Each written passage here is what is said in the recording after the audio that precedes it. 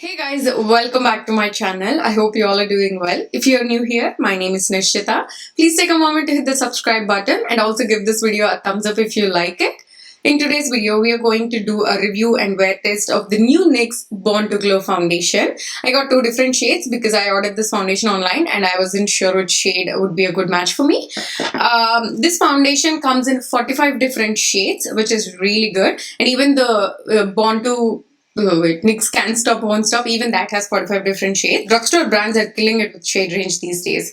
We should really appreciate that. So this foundation retails for $10 and it claims to be a dewy foundation with medium buildable coverage. And it also says that even people with oily skin can use this one because it's supposed to have that natural radiant finish.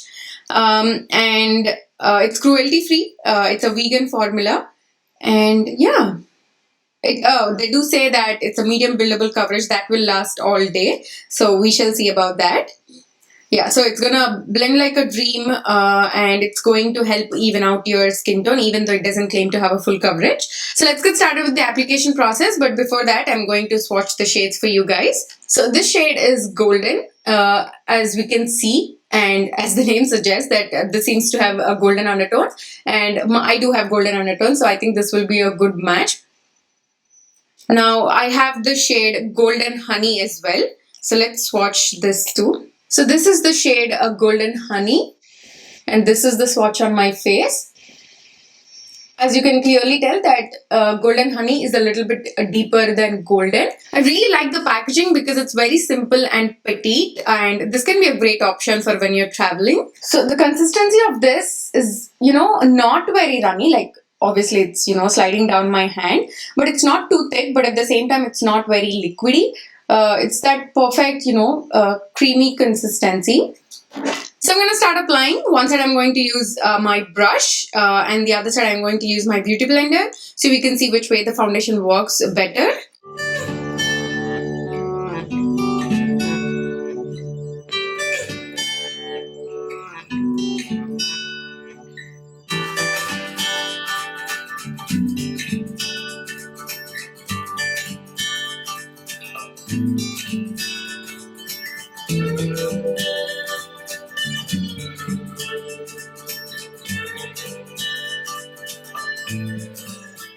Brush versus a beauty blender.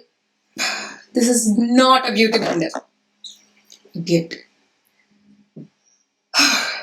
Brush versus a beauty blender. With both the tools, the foundation blends out beautifully. But if you want to get a little bit more coverage right off the bat and, avoid the, wastage of product, I'd say go with the brush because, beauty blender is definitely soaking up some of it and you do get a little bit more coverage with a brush. But either ways, the foundation blends out beautifully. I don't see a finish difference wise. This side might look a little bit more matte when compared to this side because, I applied a mattifying primer in my T-zone just to see, how this foundation works with a good mattifying primer. So it totally depends on your personal preference. If you want to save your product and get a little bit more coverage, I'd say go with the brush.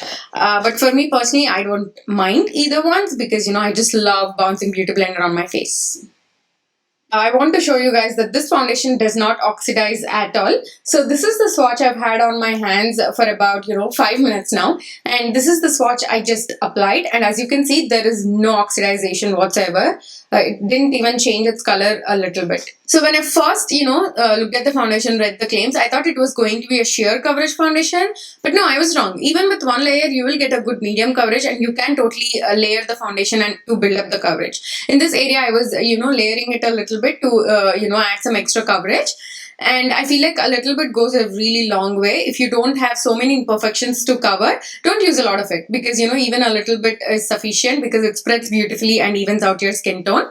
The shade Golden is a really good match for me. I didn't actually think I needed to use the Golden Honey, but I just added a little bit in the areas where I have some discoloration. This definitely has a little bit, orange-ish, hue to it. So usually, orange is good to, counteract any darkness dryness that you have. So that's why I added a little bit of this, but I can totally get away with using just the shade golden. So if you're closer to my skin tone and if you don't want to buy two different shades, I would say go with golden. The foundation definitely feels lightweight on my skin. It looks natural for a foundation that is giving you a good medium coverage. I used a lot of it today, but if you use a very little bit of this, you can make it look really natural. So the foundation, when I first applied it, it was looking very dewy, but I feel like now it's drying down. So I want to see how it dries down. I want to give it like, a little bit more time.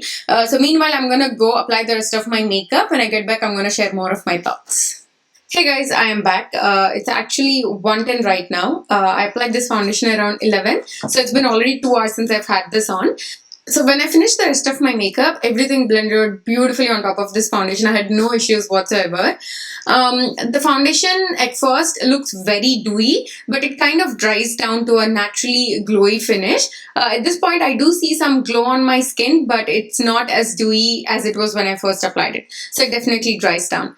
The foundation still feels very lightweight on the skin. I wouldn't say it looks very natural, but for a foundation that gives you medium coverage, it doesn't look very cakey or heavy. You can definitely tell that I have foundation on, but not to a point where it looks very artificial, if that makes sense. So the foundation feels very comfortable on the skin. It doesn't feel very tight. In fact, it gives a little bit of hydration as well. It's not at all settling into my smile lines, and even in the areas where I layered the foundation, I do not see any kind of cakiness so far.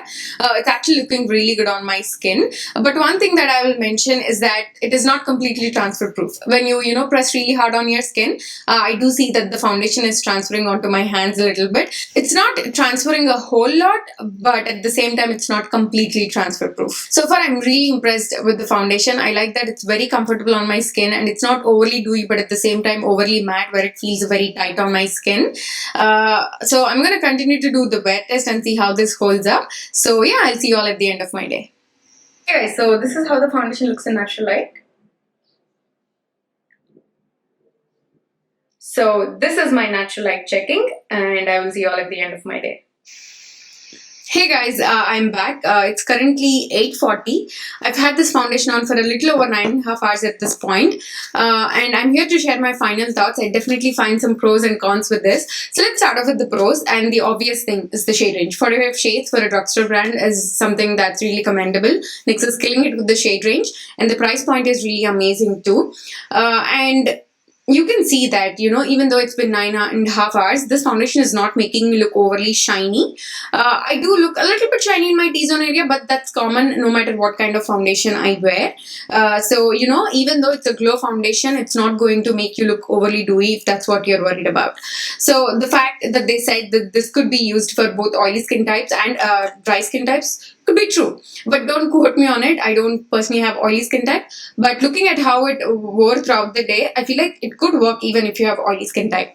And I like the fact that the foundation still feels lightweight on the skin, and yeah, it is still on there, even though it transfers a little bit. Like if you press really hard, you can say that the foundation is transferring, but it wouldn't completely come off your face. And it's not, settling into my smile lines. That's also a major plus for me. And coming to the cons, wherever I layered this foundation, especially like in this area and here, it is definitely looking a little bit cakey. And it's also sinking into my pores slightly. That's something I'm not really crazy about.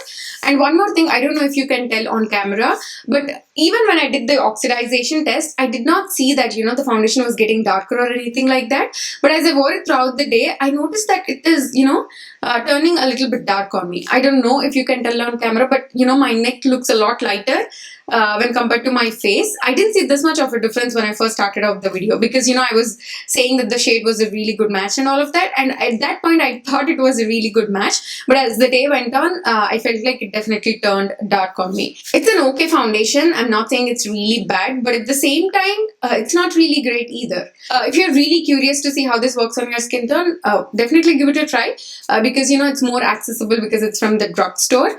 So if you don't mind spending the, $10, maybe it's worth a try for some of you. But at the same time, I wouldn't sit here and say, oh, you need this right now. Run to the store and buy it today. It started out great. I really had high hopes, but unfortunately, it did not wear very well throughout the day. So that completes this review. I hope you guys find it helpful. If you did, please give this video a thumbs up and also subscribe to my channel if you haven't already. I will see you all in my next one. Bye.